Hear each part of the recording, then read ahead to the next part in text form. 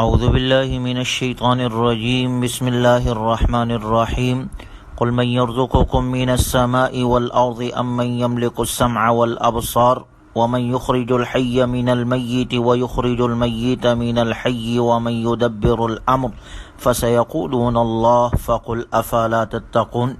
سورہ یونس کا چوتھا رکوع ہے۔ اللہ تبارک و تعالی کا ارشاد مبارک ہے، اے میرے حبیب آپ ان مشرکوں سے سوال کیجئے کہ کون ہے جو تمہیں آسمان اور زمین سے رزق پہنچاتا ہے، بھلا کون ہے جو سننے اور دیکھنے کی صلاحیت کا مالک ہے، اور وہ کون ہے جو جاندار کو بے جان سے اور بے جان کو جاندار سے پیدا کرتا ہے، اور وہ کون ہے جو ہر کام کی تدبیر کرتا ہے۔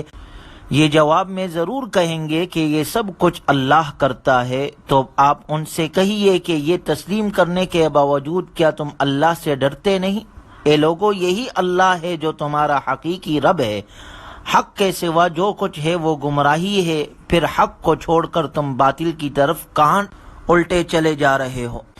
دیکھا جائے تو ہر چیز پر قدرت رکھنے والی ذات مختار کل اس کائنات میں صرف اللہ ہے۔ رزق دینا، پیدا کرنا، مارنا سب اسی کے ہاتھ میں ہے۔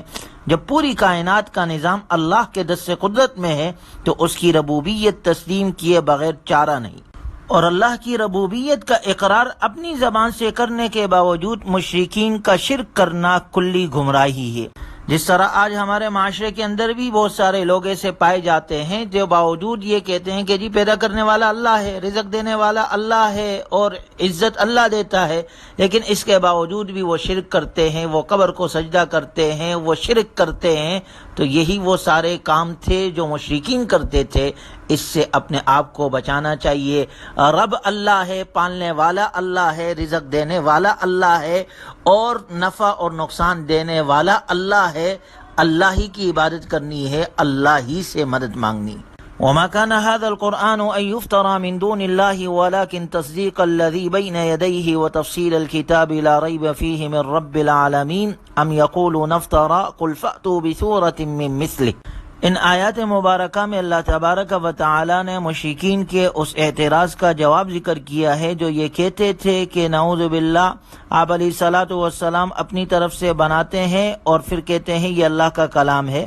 اللہ نے فرمایا یہ قرآن اللہ کا بھیجا ہوا کلام ہے جو ماقبل آسمانی کتابوں کی تصدیق کرتا ہے۔ اگر تمہیں اس کے بارے میں شکوک و شبہات ہے تو اس جیسے کوئی ایک صورت بنا کر لاؤ، نہ وہ لا سکے اور نہ قیامت تک کوئی لا سکے گا۔ یہ قرآن کا اعجاز ہے، اور یہ سارا کا سارا کلام اللہ کا کلام ہے جو آپ علیہ الصلاۃ والسلام کی طرف وحی کے ذریعے بھیجا گیا۔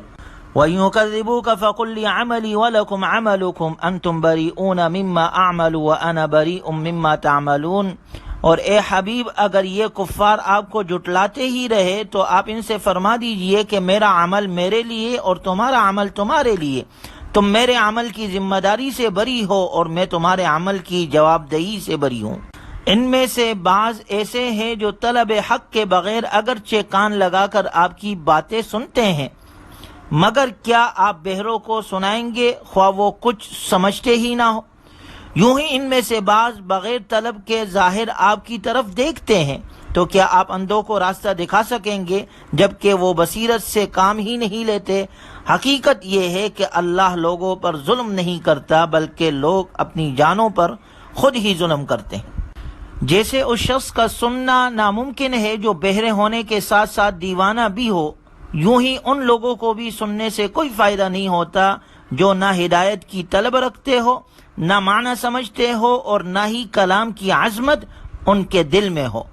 فَإِنَّهَا لَا تَعْمَى الْأَبْصَارُ وَلَكِنْ تَعْمَى الْقُلُوبُ الَّتِي فِي الصُّدُورِ۔ حقیقت یہ ہے کہ ان کی آنکھیں اندھی نہیں بلکہ ان کے سینوں میں دل اندھے ہیں، یہ دل کے اندھے ہیں۔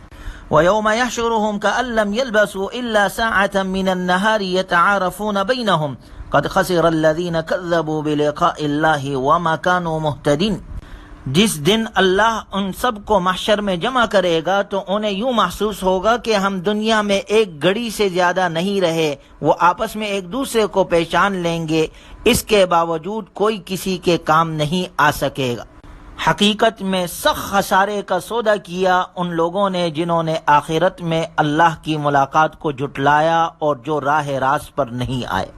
گویا دنیا کی زندگی آخرت کے مقابلے میں کچھ حیثیت نہیں رکھتی۔ احمق ہے جو دنیا کو آخرت پر ترجیح دے کر اپنا نقصان خود کرتے ہیں۔ قیامت کے دن اللہ تبارک و تعالی اپنے رسولوں کی موجودگی میں ان کی امتوں کے بارے میں فیصلہ فرمائیں گے۔ ایمان والے نجات پا جائیں گے اور کافر دائمی عذاب کے مستحق ٹھہریں گے۔ اور قیامت کا دن عدل کا دن ہوگا۔ اس دن بغیر گناہ کے کسی کو عذاب نہیں دیا جائے گا اور بغیر کسی حجت کے کسی کا مواخذہ نہیں ہوگا۔ وَلَوْ أَنَّ لِكُلِّ نَفْسٍ ظَلَمَتْ مَا فِي الْأَرْضِ لَافْتَدَتْ بِهِ وَأَسَرُّوا النَّدَامَةَ لَمَّا رَأَوُا الْعَذَابَ وَقُضِيَ بَيْنَهُمْ بِالْقِسْطِ وَهُمْ لَا يُظْلَمُونَ۔ اور ہر وہ شخص جس نے ظلم کا ارتکاب کیا، اگر اسے روئے زمین کی ساری دولت بھی مل جائے تو وہ اپنی جان بچانے کے لیے اسے تاوان کے طور پر دینے کے لیے آمادہ ہوگا، اور جب وہ عذاب کو اپنی آنکھوں سے دیکھ لیں گے تو اپنی شرمندگی چھپانے کی کوشش کریں گے۔ ایسے لوگ، ان کا فیصلہ انصاف کے ساتھ ہوگا، ان پر ذرہ بھی ظلم نہیں کیا جائے گا۔ یاد رکھو کہ آسمانوں اور زمینوں میں جو کچھ ہے سب اللہ ہی کا ہے۔ یہ بھی سن لو کہ اللہ کا وعدہ سچا ہے۔ وَلَكِنَّ أَكْثَرَ النَّاسِ لَا يَعْلَمُونَ، لیکن اکثر لوگ نہیں جانتے۔ هُوَ يُحْيِي وَيُمِيتُ وَإِلَيْهِ تُرْجَعُونَ، وہی زندہ کرتا ہے، وہی موت دیتا ہے، اسی کی طرف تم لوٹائے جاؤ گے۔ اللہ تبارک و تعالی ہمیں عمل صالح کی توفیق عطا فرمائے۔ ہر قسم کے گناہ سے، شرک سے، بدعات سے، رسومات سے اللہ ہماری حفاظت فرمائے۔ جنت الفردوس اللہ ہمیں نصیب فرمائے۔ جہنم کے عذاب سے اللہ ہماری حفاظت فرمائے۔ وآخر دعوانا ان الحمد للہ رب العالمین۔